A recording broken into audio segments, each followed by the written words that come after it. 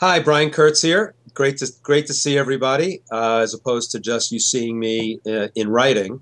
As I said in my introduction, this is a brave moment for me, having been told in the 1980s I had a face for radio, and now not knowing whether video is another good way to deliver some of my content. But I'm going to give it a shot today, and I've got a really good story to tell you, and I have my one of my marketing partners, Chris Mason, is with me here today to guide me through it because I'm so nervous and I'm just not used to this kind of spotlight and this kind of video. So, Chris, introduce yourself to our audience, but the man behind Yeah. the scenes. Yeah. Hey, You, everybody. you, you've been the man behind the curtain for me for a long time.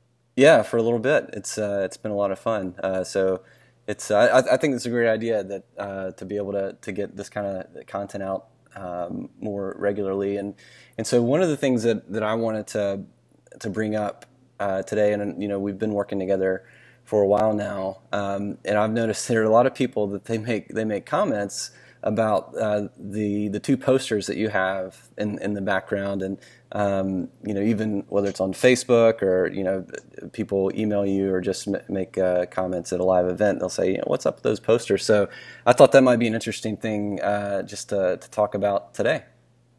Yeah, and now, yeah, obviously that's my background. So unless we start doing these interviews on the outside and on the lawn or something, they're going to keep seeing that. So it's a poster of Pulp Fiction, and it's a portrait of Mariano Rivera, who's a baseball player.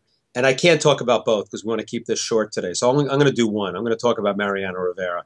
Um, and Mariano Rivera is a baseball player. Those of you who are baseball fans definitely know who he is. He pitched for the New York Yankees. And the interesting thing is I'm from New York and I'm a New York Mets fan. And most Mets fans hate Yankee fans and Yankee fans hate Mets fans. I happen to be a big Met fan, but I love Mariano Rivera. He's my favorite baseball player.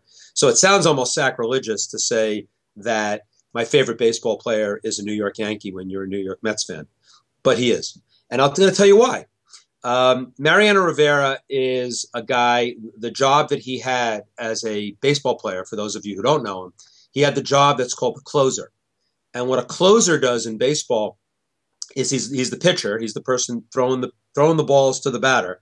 And the closer has to get the last three outs of the game. In baseball, it's a 9-inning game.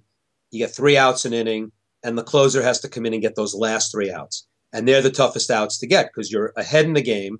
And if the other team scores, you lose. And if the other team doesn't score, you win.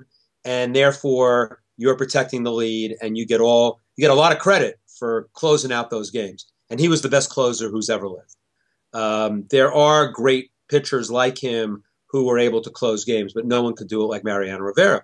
And the beauty of Mariano Rivera is that he was able to do this at the highest level, and he had one pitch.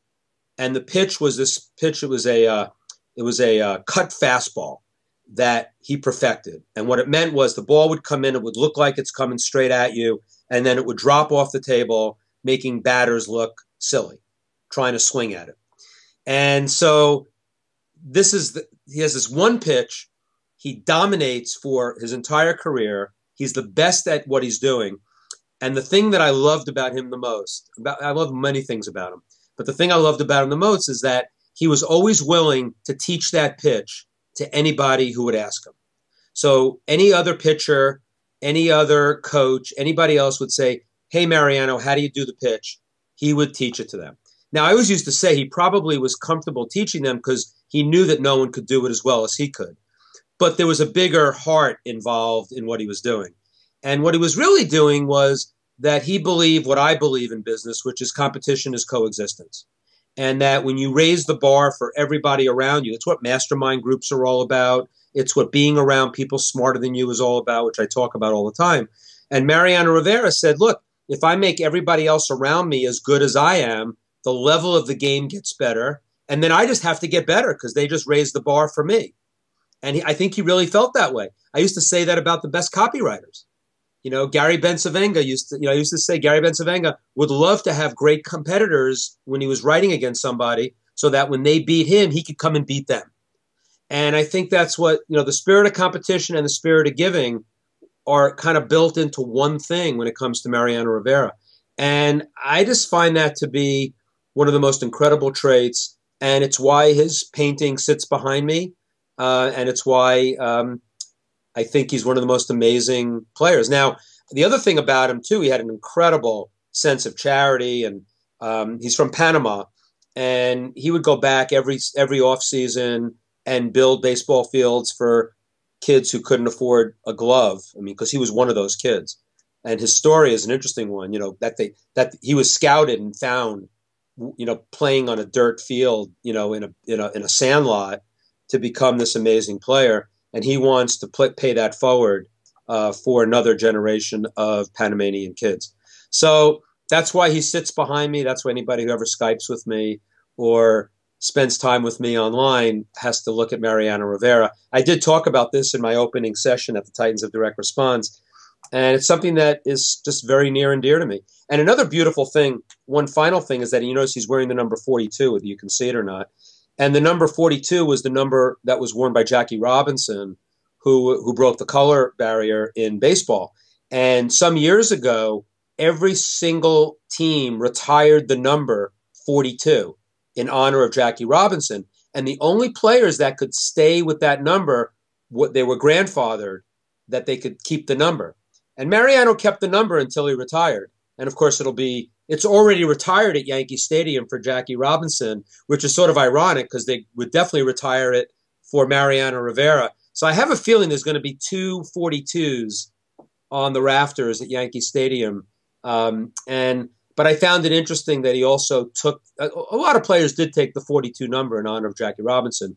Mariano wasn't the only one that did that, but it says a lot about who he is as well. That he and Jackie Robinson is someone that we all owe an incredible debt of gratitude, not just as baseball fans, but just as human beings. Sure. Yeah. I mean, the words that came to my mind as you were talking were play big, abundance. That's kind of what I hear in what you're talking about, and that's definitely can be a challenging thing sometimes to not fall into the scarcity mindset. And I know that's something that you're big on as well. So that's awesome to know that there's a method to what's going on behind you. That's really cool. Yeah, there is. I'll talk. We'll do an open loop on Pulp Fiction. I mean, yeah. Whether you're a Quentin Tarantino fan or not, there's a lot to learn by watching his movies. So maybe we'll talk about that in a future video blog post. We'll see how much everybody hates this one first, and then we'll decide if we want to do another one. But I appreciate you pushing me to do this, Chris, and yep. I hope our list likes it. Yeah, definitely. Let us know in the comments below. And Brian, as always, good talking with you. Thanks, Chris.